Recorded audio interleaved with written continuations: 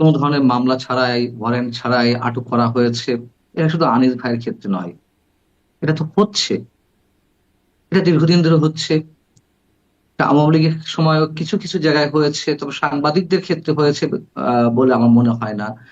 আপনি চিত্রগ্রাহক, ফটো সাংবাদিক শহীদুল আলমের কথা বলতে পারেন। আপনি ফটো সাংবাদিক কাজলের কথা বলতে পারেন, সাংবাদিক প্রবীর শিকদারের কথা বলতে পারেন। প্রত্যেকের বিরুদ্ধে কিন্তু স্পেসিফিক মামলা ছিল। সেই মামলাগুলো নিয়ে বিতর্ক থাকতে পারে, মানে হয়রানি করার উদ্দেশ্য করা হয়েছে নাকি তারা সত্যি সত্যি অপরাধী, সেগুলো অন্য আলোচনা। কিন্তু মামলা হয়েছে, মামলা হওয়ার পরে আটক করা হয়েছিল। আবার মামলা ছাড়াও অনেক পলিটিক্যাল লিডারকে আটক করা হয়েছে, তুলে নিয়ে যাওয়া হয়েছে আওয়ামী লীগের সময়, এটাও সত্য কথা। কিন্তু এখন যেটি হচ্ছে, মানে কোন ধরনের মামলা, কোন ধরনের অভিযোগ, মিনিমাম কোনো কারণ ছাড়া যাকে তাকে যখন তখন তুলে নিয়ে যাওয়া হচ্ছে। আমাদেরকে যখন আটক করা হলো মঞ্চ ৭১-এর হুম। ওই সেমিনার থেকে, তখন কি আমাদের নামে মামলা ছিল? বরঞ্চ আমরা মবের শিকার হয়েছিলাম। আনিস ভাইয়ের কপাল এদিক থেকে ভালো যে তিনি মবের শিকার হননি।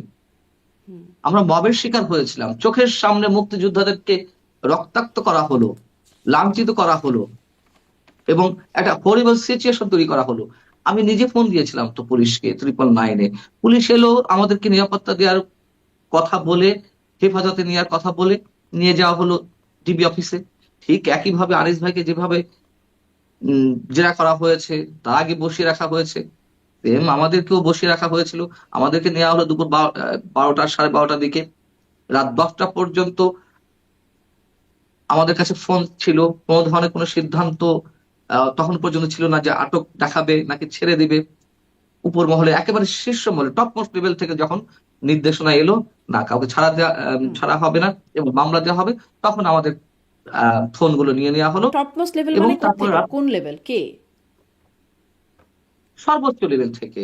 এটা তো আমাদের যে বিষয়টি একেবারে টপ মোস্ট লেভেল থেকে। মানে কি কে ডক্টর তা ইউনূস? জানি না, মানে কে তা জানি না। হুম। তবে শীর্ষ মহল থেকে, সেটা তো যেমন আমাকে, আমার যিনি আইনজীবী ছিলেন ব্যারিস্টার সারা হোসেন, তিনি আমাকে ফোন দিলেন সন্ধ্যা 7টায়, বিকাল 5টায়, যে পানা ভাই কতজন আছেন, কি অবস্থা। আচ্ছা চিন্তা করেন না, আমি অমুক অমুকের সাথে কথা বলেছি। একেবারে গভর্নমেন্টের টপ মোস্ট লেভেলের যারা আছেন, উপদেষ্টাদের মধ্যে যারা প্রভাবশালী হুম। এখনো পর্যন্ত, তাদের সাথে কথা হয়েছিল। হুম। তারা বললেন যে ছেড়ে দেওয়া হবে।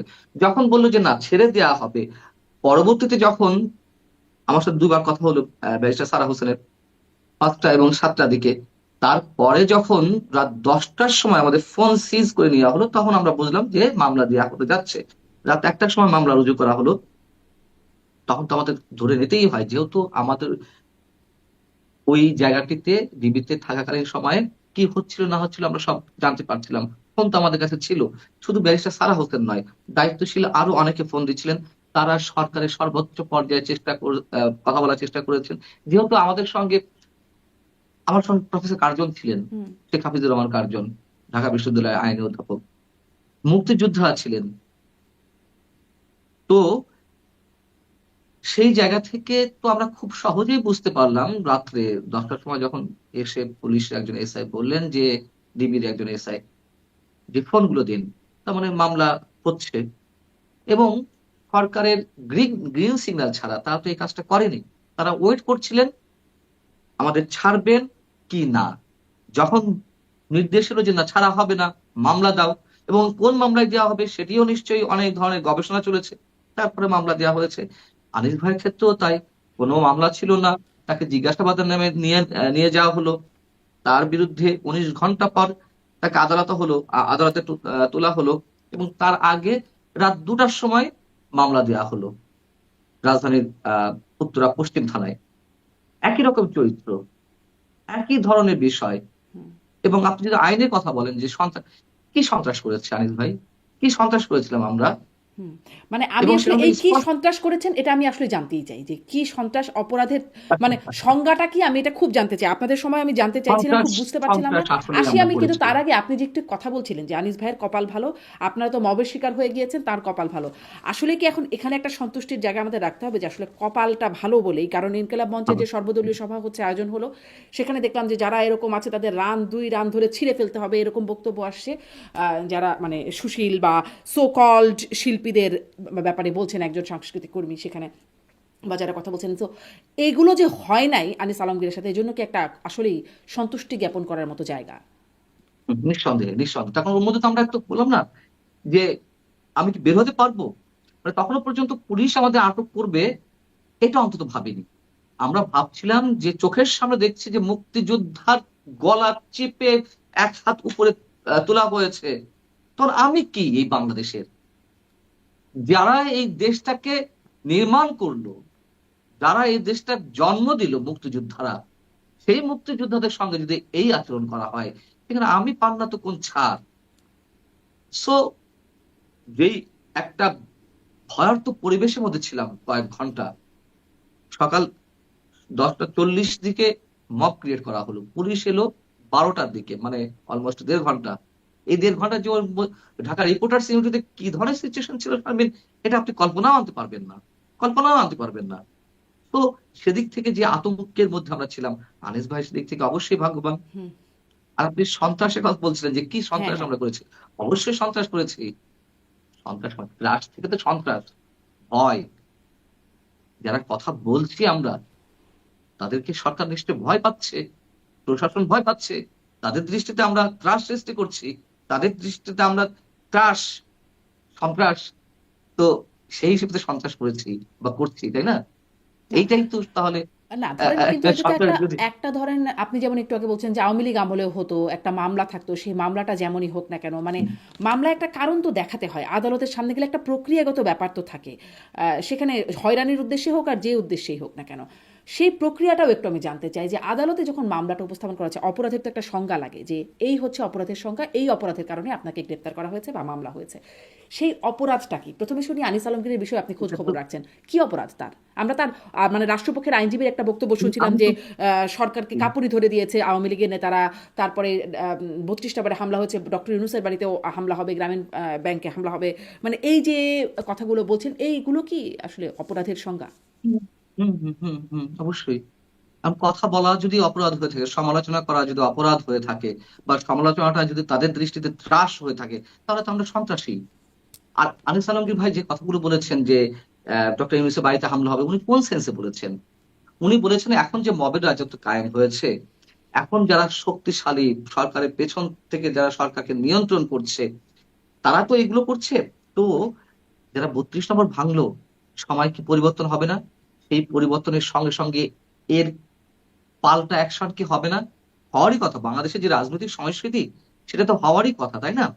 তো সেই জায়গা থেকে উনি আশঙ্কা করেছেন যে ডক্টর ইউনূসের উপরেও, ডক্টর ইউনূসের বাড়িতেও হামলা হতে পারে।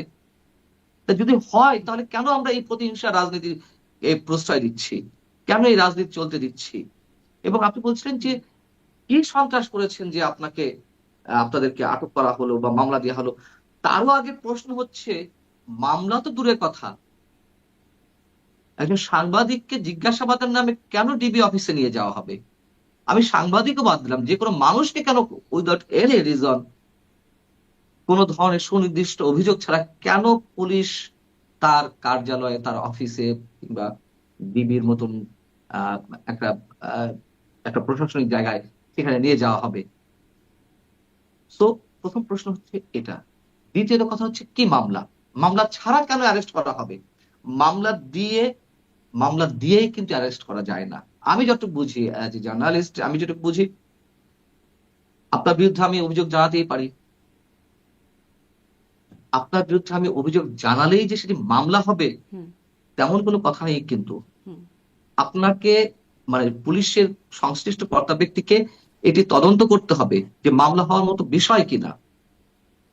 তারপরে মামলা যদি হয়, তাহলে এক আদালতের নির্দেশনা লাগবে, ওয়ারেন্ট ইস্যু করতে হবে। আপনি উইদাউট ওয়ারেন্ট, মামলা হওয়ার পরে উইদাউট এনি ওয়ারেন্ট আপনি কাউকে অ্যারেস্ট করতে পারেন না। হুম। একবারে চিহ্নিত অপরাধী, খুনি, সন্ত্রাসী, রাষ্ট্রের জন্য হুম। হুমকি, এমন কোন ব্যক্তিকে আপনি অ্যারেস্ট করতে পারেন না। সবকিছু ভেঙে চুরে যা ইচ্ছা তাই হচ্ছে তো। এবং কি মামলা করা হলো? সন্ত্রাস বিরোধী আইন। সন্ত্রাস বিরোধী আইনে কি আছে? কাকে সন্ত্রাস বিরোধী আইনে দেওয়া হবে? এটা তো আওয়ামী লীগের সময় তৈরি, এই আইনটা তৈরি করার সময় তো আমরা বিরোধিতা করেছিলাম। আচ্ছা, তারপরও ধরে নিলাম যে আইনি মোতাবেক আটক করা হবে, সন্ত্রাস বিরোধী আইনের ধারাতে তো একথা স্পষ্টভাবে উল্লেখ করা আছে, যদি কোনো ব্যক্তির মাধ্যমে রাষ্ট্রীয় সম্পদ ক্ষতির সম্মুখীন হয় বা ক্ষতি সাধিত হয়, ওই ব্যক্তিকে এই মামলায় আহ কি বলা এটাকে, এই মামলায় আসামি করা করা যেতে পারে বা করা হবে। এই তো। তো আমাদের মাধ্যমে বা আমার মাধ্যমে বা আনিস আলমগীর ভাইয়ের মাধ্যমে রাষ্ট্রের কোন সম্পদটা ধ্বংস হয়েছে? এবং দেখুন, খুব মানে মানে কোন খেয়াল ধারায় করে মামলাটা দেখুন, হয়েছে এটা জানাটা জরুরি, কারণ নিষিদ্ধ সত্তার বিষয় প্রচারণা চালালেও বা তার পক্ষে কথা বললেও একটা মামলা হওয়ার সুযোগ আছে বলে এটা দেখছি সাইবার আমরা। অ্যাক্টের মধ্যে পড়ে। হুম। আমি সেটাই বলতে চাচ্ছিলাম, তার আগে আপনি আহ, নিজেই বিষয়টি খেয়াল করেছেন। সরি, রাজধানীর উত্তরা পশ্চিম থানাতে যে মামলাটি হয়েছে হুম। রোববার রাত 2টার সময়, এই মামলার কপি তো আমার কাছে আছে। সেখানে কি বলা হয়েছে আপনি যদি আমাকে সময় দেন আমি হয়তো বের করে বলতে পারবো। যাই হোক, আমি সংক্ষেপেই বলি। জি, সংক্ষেপে সেটি হচ্ছে যে সেটি হচ্ছে আপনি যে কথাগুলো বললেন যে আনিস আলমগীর এই বলেছে সেই বলেছে, হুম, এটা যদি ভীতির সৃষ্টি করে থাকে, জনমনে আতঙ্কের সৃষ্টি করে থাকে, সেটা সাইবার সিকিউরিটি অ্যাক্টে মামলা হতে পারে। আপনি ধারাগুলো উল্লেখ করলেন সাইবার সিকিউরিটি অ্যাক্টের, হুম। মামলা দিলেন সন্ত্রাস বিরোধী আইনের। এটা কি, এটা কোন রাজ্যে আছি না, আমরা? এটা হয়তো আরেকটু আইনি মিনিমাম। ব্যাখ্যা জনাব মঞ্জুর আলম পান না। এটি অবশ্য মানে আইনি ব্যাখ্যাটা হয়তো আমি কারো আইনজীবীর সাথে এই বিষয়ে কথা বলবো, কারণ এটার একটা ধারা আমি দেখছিলাম, ৯ ধারায় বলা আছে, মানে সন্ত্রাস বিরোধী আইনেরই বলছে যে ৯-এর ২ ধারায় বলছে, যদি কোনো ব্যক্তি কোনো নিষিদ্ধ সত্তার জন্য সমর্থন চাহিয়া অথবা উহার কর্মকাণ্ডকে সক্রিয় করবার উদ্দেশ্যে কোনো সভায় বক্তৃতা করেন অথবা রেডিও টেলিভিশন অথবা কোনো মুদ্রণ বা ইলেকট্রনিক মাধ্যমে কোনো তথ্য সম্প্রচারণ করেন, তাহা হইলে অপরাধ সংগঠন করবেন। মানে এরকম লেজ ধরে আসলে গ্রেপ্তার করা না, হচ্ছে। তাহা হইলে অপরাধ সংঘটিত হইল বলিয়া প্রতীয়মান হইবে, যদি তাহাই হয়ে থাকে তাহলে সেটা সাইবার সিকিউরিটি অ্যাক্টের ধারা। হুম। এটা তো সন্ত্রাস বিরোধী আইনের ধারাতে নেই। না, এটা আসলে সন্ত্রাস বিরোধী আইনের ৯ ধারায় বলছে। আমি আসলে আইনের এটি সন্ত্রাস বিরোধী আইনের 9 ধারায় জি, আছে। জি, জি, এটা সন্ত্রাস বিরোধী আইন। আমি ওই আছে। আইনটিই খুঁজছিলাম। আচ্ছা। হ্যাঁ, ২০০৯ সালের আচ্ছা। আইন, সেটি ২য় অধ্যায় ৯-এর ২ আ ধারায় এটা বলা হয়েছে। এটা কি সংশোধিত আইন? আমি তো জানি সংশোধন হয়েছে। আচ্ছা, হোক, হ্যাঁ, হতে পারে। আমি আমার আসলে আমার এটাই, আমার আসলে আইনি জায়গায় প্রশ্ন। আমার প্রশ্নটা এটাই যে আ মানে তাকে কোন ধারায় দেয়া হয়েছে সেটাও আসলে জানবার একটা আগ্রহ ছিল। কারণ আপনি আপনার সেটা সময় আমি পারেন, হয়তো ব্যারিস্টার আমার সালাম ভুল হতে হোসেনকে পারে। ফলো করছিলাম আপনার হ্যাঁ। মামলার সময়। তখন তিনি হুম, বলছিলেন যে আসলে আপনারা তো রাষ্ট্রের কোনো সম্পদের ক্ষতি সাধন করেন হুম, নাই। ফলে আসলে প্রশ্নটা হচ্ছে কোন ধারায় মামলা হয়েছে। আইনের বক্তব্যটা যায়। কিন্তু আমরা যে সমালোচনার কথা আপনি বলছেন যে করেছেন, ডক্টর ইউনূসের কাছ থেকে তো আমরা শুনেছিলাম মন খুলে সমালোচনা করুন। আমরা তো হাসনাত আব্দুল্লাহ জুলাই আন্দোলনের অন্যতম মুখ। তিনি বলেছিলেন যে শুধু একমত না, ভিন্ন মত পোষণের স্বাধীনতার জন্য তারা কাজ করছেন। আমরা তো খুব মুগ্ধ হয়েছিলাম এই কথাগুলোতে, সমর্থন করেছিলাম। মানে উম ওটা কি ভুল ছিল আমাদের মুগ্ধ হওয়াটা? বা যদি আরেকটু ভবিষ্যৎবাণীও আপনার কাছ থেকে জানতে চাই। আমি দেখছিলাম বিএনপির ভারপ্রাপ্ত চেয়ারপারসন তারেক রহমান, তিনি বলছেন যে রাষ্ট্র কারো জন্য ভয়ের কারণ হবে না। সেটি সরকারের বিরোধিতা করলেও হবে না, এবং সেই প্রসঙ্গে তিনি বলছিলেন। আমরা কি তার উপরও ভরসা রাখতে পারবো? ভবিষ্যতের বিষয়েও কি আমরা রাখতে না, পারবো? না, পারছি না। সরি টু সে, পারছি না এই কারণেই, বিএনপি আসলে দায়িত্বশীল রাজনৈতিক দলের পরিচয় কি দিচ্ছে? আমাদের 5ই আগস্টের পরে আমাদের সবার তো একটা আশা ভরসার একটা জায়গায় ছিল বিএনপি, তাই না? হুম। আমরা তো অন্য কিছু তো আর ভাবতে পারিনি যে আওয়ামী লীগের যেভাবে আহ পতনটা হয়েছে, এর বাইরে আর কে আসবে, মানে আমরা আর কাকে সাপোর্ট করতে পারি? বিএনপি তো। এর বাইরে তো আপাতত তো অন্য কিছু চিন্তা করতে পারছিলাম না, তাই না? যদিও বাস্তবতা অন্য কিছু বলছে। বিএনপি কি সেই দায়িত্বশীল রাজনৈতিক দলের পরিচয় দিচ্ছে? যখন মঞ্চ ৭১-এর এই ঘটনাটি ঘটলো, বিএনপি একটা স্টেটমেন্ট দিয়েছে? দেয়নি তো। তারা তো মুক্তিযোদ্ধার দল বলে দাবি করে, তারা তো স্বাধীনতার ঘোষকের দল বলে দাবি করে। তো মঞ্চ ৭১-এ প্রোগ্রাম ছিল সংবিধান এবং মুক্তিযুদ্ধ নিয়ে। সেখানে কতজন মুক্তিযোদ্ধা আটক হয়েছেন তারা জানতেন না? কিভাবে মব ক্রিয়েট করা হয়েছে তারা জানতেন না? জানতেন তো। মিনিমাম একটা স্টেটমেন্ট দেয়নি। এবং দেয়নি এ কারণেই যে ডক্টর ইউনূসকে বিগড়াতে চায়নি। তো প্রয়োজন যত দ্রুত ইলেকশনটা হয়। এবং এই কাহিনী করে যে বিএনপি বারবার ফাঁদে পা দিচ্ছে ডক্টর ইউনূসের, এটা কি তারা এখনো বুঝতে পারছে না? এবং একইভাবে আনিস ভাইকে যেভাবে হুম, আটক করা হলো, তারা যে বলছে, ইদানিং তো আমরা দেখি যে গণমাধ্যমে পূর্ণ স্বাধীনতা দেওয়া হবে, সাংবাদিকরা মন খুলে সমালোচনা করতে পারে, যেটি ডক্টর ইউনূস বলেছিলেন, সে একই কথা তারেক রহমান বলছেন বা মির্জা ফখরুল সাহেব বলছেন। সেই সাংবাদিকদের যে এইভাবে আটক করা হচ্ছে, একেবারে রাষ্ট্রীয় খড়গ নামিয়ে আনা হচ্ছে সাংবাদিকদের কাঁধে। যেমন মতিউর রহমান চৌধুরী মানব জমিনের সম্পাদক, তার কাছে কোন একটি গণমাধ্যম বা ব্যক্তি পর্যায় থেকে জানতে চাওয়া হয়েছে, সাক্ষাৎকার নিতে চাওয়া হয়েছে যে আনিস আলমগীরের বিষয়ে আপনার মন্তব্য কি। উনি বলছেন যে আমি কি ভয়ে ভয়ে বলবো নাকি নির্ভয়ে বলবো। উনি স্যাটায়ার করে বলেছেন, বাট বাস্তবতা তো তাই। উনি হয়তো হেসে হেসে বলেছেন, হুম। কিন্তু উনিও তো ভয়ের মধ্যে আছেন। তাহলে বিএনপির পক্ষ থেকে যখন এই কথাগুলো বলা হচ্ছে, আমরা বলবো শুধু এগুলো মুখের বুলি, আমরা শুধু বলবো এগুলো শুধুমাত্রই সান্ত্বনাসূচক কথা, আমরা শুধু বলবো এগুলোই মিথ্যা সান্ত্বনা।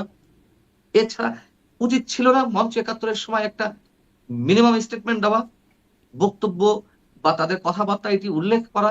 কেন তাদেরকে এইভাবে আটক করা হলো? উচিত ছিল না আনিস ভাইয়ের সময় তাদেরকে সরব হওয়া? হয়নি তো। কিন্তু সরব না হয়েও নীরব যে হলো, এটাও কি একটা লক্ষণ দেখেন কিনা? কারণ মঞ্চ মানে ইনকিলাব মঞ্চ তারা একটা সর্বদলীয় সভা করলো, বিএনপি কিন্তু সেখানে যায়নি। হ্যাঁ, যায়নি। যায়নি। আহ, এটা তাদের পলিটিক্যালি কোনো সিদ্ধান্ত হতে পারে। আমি তো বললাম যে বিএনপি আসলে, শোনেন, বিএনপি এখন চেষ্টা করছে, চেষ্টা করারই কথা, আমরা সেটি সাধুবাদ জানাই যদি সত্যি সত্যি তারা সেটি করে থাকে।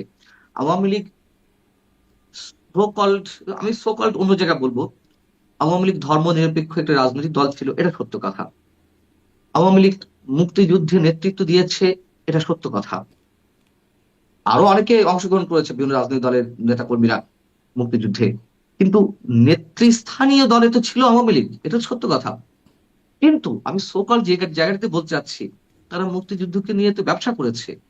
যে দল মুক্তিযুদ্ধের নেতৃত্ব দেয় সেই দল তো মুক্তিযুদ্ধকে নিয়ে ব্যবসা করতে পারে না। হুম, আমি যদি আমার সন্তানকে ভালোবেসে থাকি, আমার সন্তানের জন্ম দিয়েছে আমি, আমি যে সন্তানকে ভালোবেসে, আমি সেই সন্তানকে নিয়ে ব্যবসা করতে পারি না। আওয়ামী লীগ তো করেছে মুক্তিযুদ্ধকে নিয়ে ব্যবসা, এটা তো কেউ অস্বীকার করতে হুম, পারবে না। এখন বিষয় হচ্ছে যে, যেটা বলছিলাম যে সেই জায়গা থেকে আমি ওই ব্যবসার কথাও যদি বাদ দিই, ধর্ম নিরপেক্ষ এবং মুক্তিযুদ্ধের নেতৃত্ব দানকারী দল হিসেবে আওয়ামী লীগের যে ইতিহাস, এখন আওয়ামী লীগ মাঠে নেই, সক্রিয় অবস্থা নেই, নিষিদ্ধ, তাদের কার্যকর নিষিদ্ধ হুম, অবস্থা হুম, আছে। বিএনপির যেই পলিটিক্যাল অ্যাক্টিভিটিস, মনে হচ্ছে যে বিএনপি সেই জায়গাটা ফিল আপ করতে চাইছে। এখন মানে বিষয়টা কি ছিল, বা আওয়ামী লীগ মধ্য মধ্য বাম থেকে হুম, মধ্য মধ্য বাম থেকে ডানে সরে আসছিল। ইসলামী দলগুলোর সঙ্গে সখ্যতা, ওই আপনার হেফাজতে ইসলামের সঙ্গে সখ্যতা, হেফাজতে ইসলামীর সমাবেশে গিয়ে কওমি জননী উপাধি নেওয়া শেখ হাসিনার। আমি এই জায়গা থেকে বলছি যে মধ্য বাম থেকে ডানে সরে গিয়েছিল। আর বিএনপি ছিল মধ্য ডান, মধ্য ডান থেকে খানিকটা উগ্র ডানের দিকে চলে যাচ্ছিল, আমরা যদি 2006 সাল পর্যন্ত হিসাব করি। এখন যেহেতু আওয়ামী লীগ নেই, বিএনপি মোটামুটি সেই জায়গাটা আহ হুম। দখল ঠিক বলবো না, সেই জায়গাটা ফিল আপ করার চেষ্টা করছিল। কিন্তু বিএনপি এখনো তার জায়গায় স্থির হতে পারেনি, তারা আসলে কোন জায়গাটিতে স্ট্যান্ড নিবে। যেমন ধরুন, ফ্যাসিবাদ আপনার কাছে ভয়ঙ্কর নাকি যুদ্ধাপরাধীরা ভয়ঙ্কর, যদি আপনাকে প্রশ্ন করা হয়, হুম, আপনি নিশ্চিত ভাবে বলবেন যে না, দুটোই ভয়ঙ্কর। তারপর আমি প্রশ্ন করলাম, না, আপনাকে একটা বেছে নিতে হবে, কোনটা ভয়ঙ্কর? আপনি নিঃসন্দেহে যুদ্ধাপরাধী দলকে আপনি ভয়ঙ্কর হিসেবে ধরে নেবেন। হুম, ফ্যাসিবাদের চেয়ে যুদ্ধাপরাধীরা যেই মানবতা বিরোধী অপরাধ করেছে, তাদেরকে তো আমরা কোনোভাবে টলারেট করতে পারি না। এখন বিষয় হচ্ছে যে আওয়ামী লীগকে তো ফ্যাসিবাদ হিসেবে ট্রিট করা হচ্ছে, বা সেটি প্রতিষ্ঠা করার একটা চেষ্টা তো এখনো চলছে। বা ধরে নিলাম আওয়ামী লীগ ফ্যাসিস্ট ছিল, সেই ফ্যাসিস্টের বিরুদ্ধে বারবার ঐক্যের ডাক দেওয়া হচ্ছে। ঐক্যের ডাক দিতে গিয়ে কি করা হচ্ছে, আমরা যুদ্ধাপরাধীদের সঙ্গে হাত মিলাচ্ছি। আমরা ফ্যাসিস্টদের বিচার করব, কিন্তু যুদ্ধাপরাধীদের বিচার করব না, মানবতা বিরোধীদের বিচার করব না। বিষয়টা কেমন হয়ে যাচ্ছে না? তো সেই জায়গাতে যেমন বিএনপি আওয়ামী লীগকে নিষিদ্ধ করার বিষয়ে প্রথমে কি বলেছিল, না, নির্বাহী আদেশে কোনো রাজনৈতিক দল নিষিদ্ধ হোক সেটা আমরা চাই না। স্পষ্ট করে বলেছে, অনেকবার বলেছে। পরবর্তীতে কি দেখলাম? মব ক্রিয়েট করার মাধ্যমে, যমুনা ঘেরাও করার মাধ্যমে, পরবর্তীতে শাহবাগে অবস্থানের মধ্য দিয়ে প্রেসার ক্রিয়েট করার মাধ্যমে আওয়ামী লীগ নিষিদ্ধ করা হলো।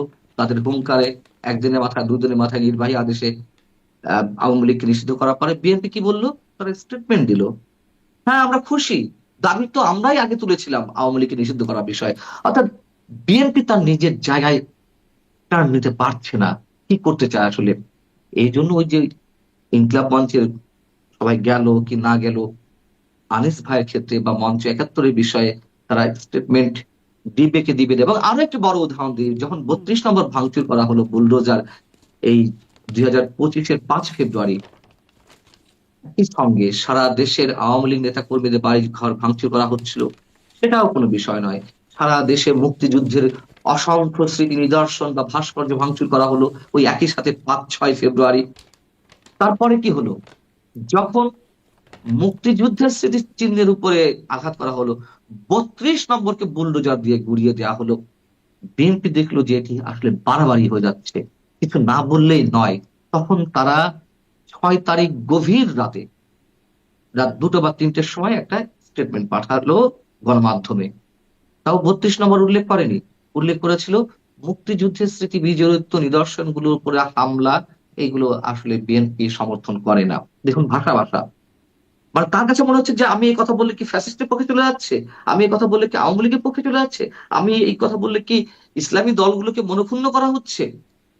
এখনো বিএনপি এই অস্থির জায়গাটাতে আছে।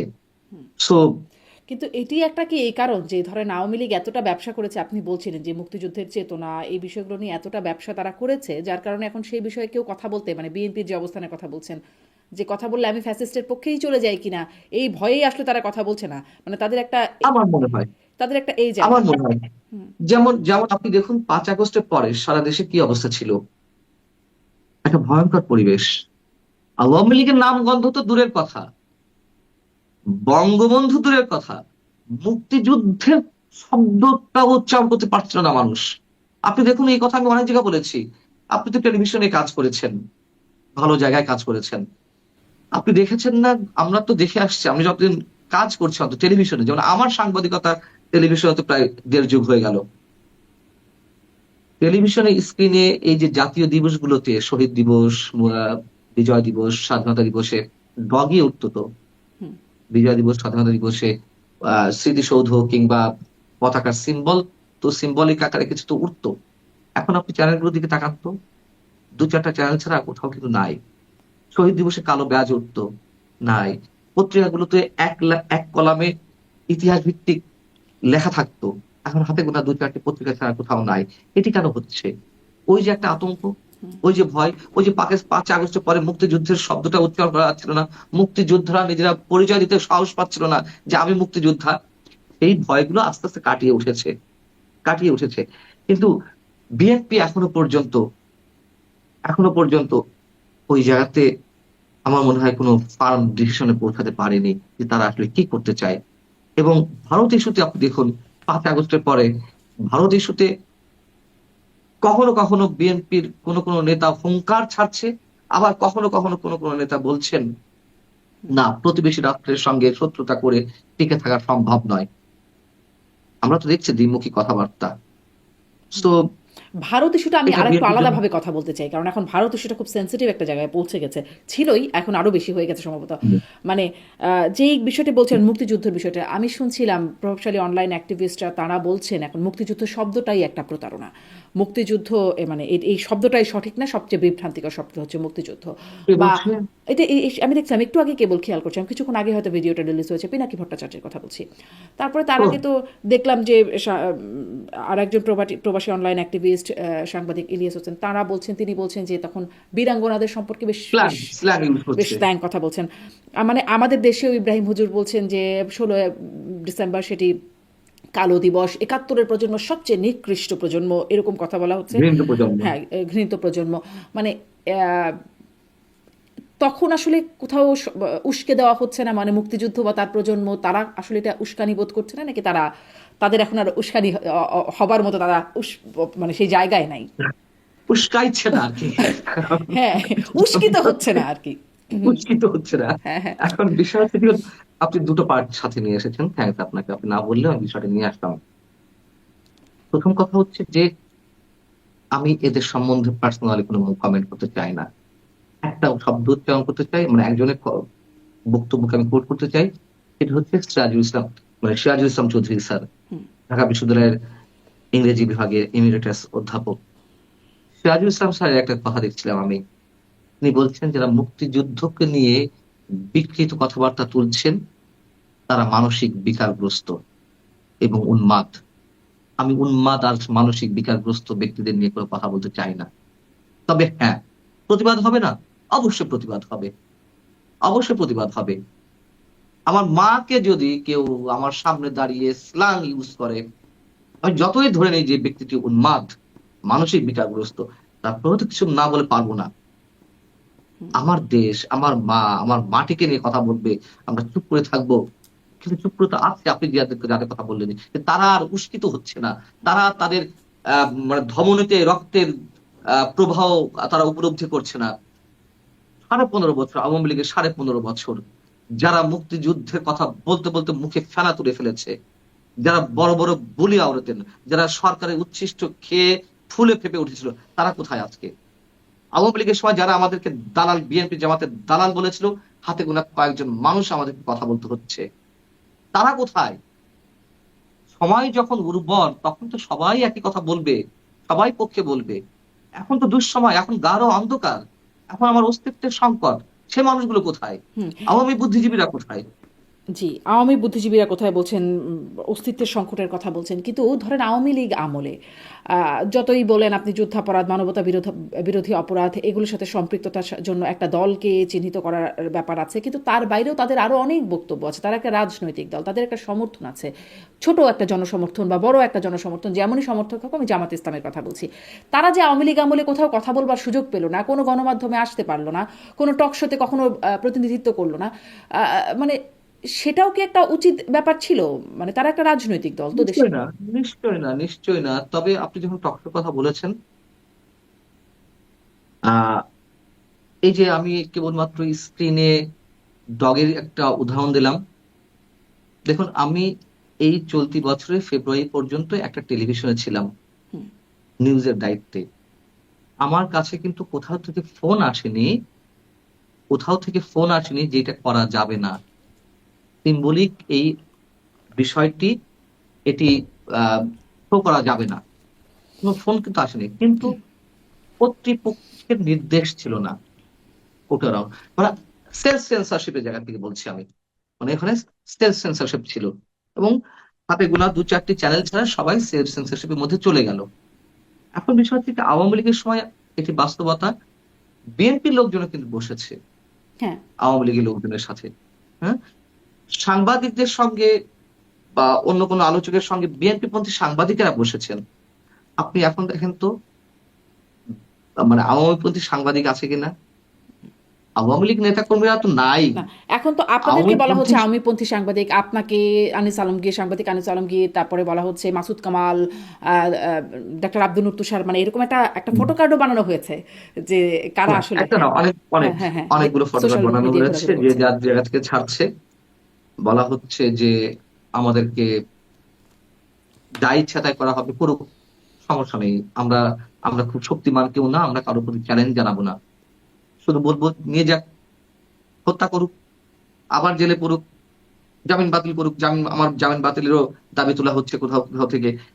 করুক, করুক না, সমস্যা নেই তো। আমি তো বলছি না যে আমি দেখিয়ে দেবো, আমি হান করবো। আমি শুধু বলতে চাই আমি কথা বলে যাব, আমি সত্যটা উচ্চারণ করে যাব। ফ্যাসিবাদের দোষর উচ্চারণ করা হচ্ছে। প্রথমে বলা হলো ফ্যাসিবাদের দোষর, হুম, তারপরে বানানো হলো কালচারাল ফ্যাসিস্ট। হুম, আমাকে, আব্দুল নূর স্যারকে, আহ আনিস আলমগীর ভাইকে, এদেরকে কালচারাল ফ্যাসিস্ট বানানো হলো। তারপর তো বানানো হলো শীর্ষ সন্ত্রাসী, সন্ত্রাস বিরোধী আইনে দিয়ে সমাজের শীর্ষ সন্ত্রাসী বানানো হলো। এবং আমরা নাকি সরকার উৎখাতের ষড়যন্ত্রে সশস্ত্র বিপ্লবের উদ্যোগ নিচ্ছিলাম, আয়োজন করছিলাম। তার মানে সশস্ত্র বিপ্লবকারী। তো বাড়ানোর তো শেষ নেই, ট্যাগিং রাজনীতির তো শেষ নেই। হুম, এবং এই ট্যাগিংটা তো আওয়ামী লীগ সময়ও দেওয়া, আওয়ামী লীগ সরকারের সময় দেওয়া হয়েছে। আমাদের তো তখন বিএনপি জামাতে দালাল বানানো হয়েছে। এখন যেমন মানে জেলে পুরা হচ্ছে, মামলা দেওয়া হচ্ছে, আওয়ামী লীগ সময় হয়তো মামলা দেওয়া হয়নি, কারাগারে দেওয়া হয়নি, কিন্তু পেশাগত জীবনের উপর তো আঘাত এসেছে। হুম। এখন কম্পারিজনের জায়গায় গেলে আপনি বলবেন যে তখন তো অল্প উপর ছাড়া পেয়েছেন, হ্যাঁ অল্প উপর দিয়ে ছাড়া পেয়েছে, এখন মাত্রাটা আরো বেশি বেড়েছে। এটা হয়তো এখন বিষয় আপনাদের হচ্ছে উপরে যে বেড়েছে, কিন্তু তখনও যে সাংবাদিকদের কথা বলছিলেন, তারপরে কার্টুনিস্ট কিশোর মুশতাক, তাদের কথা আমার ঠিক, মনে আছে, তারাও তো তখন আসলে মানে হয়রানি বা হ্যাঁ নির্যাতনের শিকার হয়েছেন। হ্যাঁ, গেছে গেছে গেছে, কিন্তু আপনি আপনি মাত্রাটা দেখুন, আপনি মাত্রাটা দেখুন। এই 15 মাসে 300 সাংবাদিকের বিরুদ্ধে হত্যা মামলা, অস্ত্র বিস্ফোরক মামলায়, মানে ধারায় আটক দেখানো হয়েছে। সাংবাদিকরা হত্যা করবে? আচ্ছা, সাংবাদিকরা দুধে ধোয়া না, ঠিক হুম, হুম, আছে, সাংবাদিকরা দুধে ধোয়া না, সাংবাদিকরা অপরাধ করতে পারে, তাহলে সুনির্দিষ্ট অভিযোগে তাদের আটক করা হোক, সুনির্দিষ্ট অভিযোগে মামলা দেওয়া হোক। হত্যা মামলায় আপনি দেওয়া হবে, যখন ওই হত্যা মামলায় যাকে তাকে দেওয়া হচ্ছে, যখন এই বিষয়টি দেশে বিদেশে নানানভাবে সমালোচিত হলো, এখন কি করা হচ্ছে? সন্ত্রাস বিরোধী আইনে মামলা দেওয়া হচ্ছে। এবং আরেকটা কথা বলে রাখতে চাই, এই যে আমরা আওয়ামী লীগের সময় কথা বলেছি, এখন আবার কিছু মানুষ আছে আওয়ামী লীগের, তারা বলছে, তারা আবার মানে অদ্ভুত বিষয় শারমিন, হুম, এদিকে ফ্যাসিবাদের দোষর, আবার এট দ্য সেম টাইম লাল বদর বলে উল্লেখ উল্লেখ করা হচ্ছে আমাদেরকে। হুম, লাল বদর মানে ওই যে জুলাই আন্দোলনে আমরা সমর্থন করেছি কিনা, অথবা আওয়ামী লীগের পরিবর্তন হুম। চেয়েছে কিনা, আওয়ামী লীগের পতন চেয়েছে কিনা, আমাদেরকে তারা আক্রমণ চালাচ্ছে, যে আপনাদের জন্য তো এটি হয়েছে, খুশি তো? এই কথা বলার কোনো স্কোপ নেই যে আজকে যদি জঙ্গিবাদ চরমপন্থা উত্থানের একটা উর্বর ক্ষেত্র তৈরি হয়ে থাকে, তার জন্য আমরা দায়ী কেন? আমরা আওয়ামী লীগের সমালোচনা করেছি, এটা বলার কোনো স্কোপ নেই যে জঙ্গিবাদ বা চরমপন্থার উত্থান ঘটবে বিধায় আমি আজীবন আওয়ামী লীগকে সাপোর্ট করে যাব, আওয়ামী লীগের দুর্নীতি, আওয়ামী লীগের লুটপাট, আওয়ামী লীগের টাকা পাচার, আওয়ামী লীগের গণতন্ত্র হত্যা, বাক স্বাধীনতা হরণ, এইগুলোকে আমি সাপোর্ট করে যাব, এটা বলার তো কোনো সুযোগ নেই। বাট করা হচ্ছে, খোঁচা দেওয়া হচ্ছে, আক্রমণ করা হচ্ছে। এদিকে তারা বলছে আলবদর, আবার এদিকে তারা আরেক দল বলছে ফ্যাসিবাদের দোষর। কি এক অদ্ভুত মানে এই যে রোমাঞ্চকর এই অনুভূতি। শব্দগুলো, এগুলো তো মানে খুব এমন না যে সচরাচর সবসময় ব্যবহৃত হয়ে হয়ে আসতো আগে থেকেই। এগুলো একটু ইউনিক টাইপের শব্দ। এই শব্দগুলো কোত্থেকে উৎপত্তি হচ্ছে? ধরেন এই যে কালচারাল ফ্যাসিস্ট, এটা একটা খুবই মানে হ্যাঁ। মাথা খাটিয়ে আবিষ্কার করতে হয়েছে। বা এই যে মানে সহযোগীও বলা যেত, কিন্তু স্বৈরাচারের দোসর, ফ্যাসিস্টের দোসর, একদম মানে একদম শব্দবন্ধ তারা বানানো হয়েছে। বা ওদিকে আবার লাল বদর, মানে শব্দ উৎস কোথা থেকে আসছে, কি? ভালো তো, খুব চমৎকার, মানে আর্টিস্টিক শব্দ সব। হ্যাঁ, হ্যাঁ, বটেই। মানে এত গবেষণা করে, এত সৃজনশীলতার জায়গা থেকে এই শব্দগুলো উচ্চারণ করা হচ্ছে, ট্যাগিং এর জায়গা থেকে, আক্রমণের জায়গা থেকে। এই এই মাথাগুলো, এই মানে উর্বর মস্তিষ্ক প্রসূত যে ভাবনাগুলো, এগুলো যদি একটু পজিটিভলি অ্যাপ্লাই করা হতো, দেশটা কত সুন্দর হতো, তাই না? তা না, এগুলো তো প্রতিহিংসা, এগুলো তো প্রতিহিংসা জায়গা থেকে হচ্ছে সবকিছু, নোংরামির জায়গা থেকে হচ্ছে। যদিও আমি বলেছি যে সৃজনশীল জায়গা থেকে হচ্ছে, আর্টিস্টিক ওয়েতে হচ্ছে, এগুলো আমি স্যাটায়ার করে বলছি। জঘন্য তো, এগুলো তাও তো ভালো, যে ভাষা আক্রমণ করা হচ্ছে। কিছু কিছু এই যে ব্যক্তি আছেন সোশ্যাল মিডিয়ায়, মানে আপনি নারী, আপনি যে একজন নারী, আপনার প্রতি আমার সম্মান প্রদর্শন করতে হবে, সেই সম্মানটাও, ন্যূনতম সম্মান বোধ আপনার প্রতি আমি দেখাচ্ছি না। অথবা আমাকে যখন অ্যাটাক করা হচ্ছে, আমার মা, আমার ওয়াইফ, আমার কন্যাকে নিয়ে এমন সব বিষয় উল্লেখ করা হচ্ছে, দেখুন, আমি এখানে একটি জায়গায় আওয়ামী লীগের পক্ষে না বলে পারছি না। সাবেক তথ্য প্রতিমন্ত্রী আওয়ামী লীগের সময় সাম মুরাদ, কি মুরাদ যেন ছিল, মুরাদ, হ্যাঁ, সবাই আসলে ভিন্নভাবে, মানে তার প্রচলিত নাম টাকলা মুরাদ। নিকনেম প্রায়, হ্যাঁ। নিকনেম প্রায়।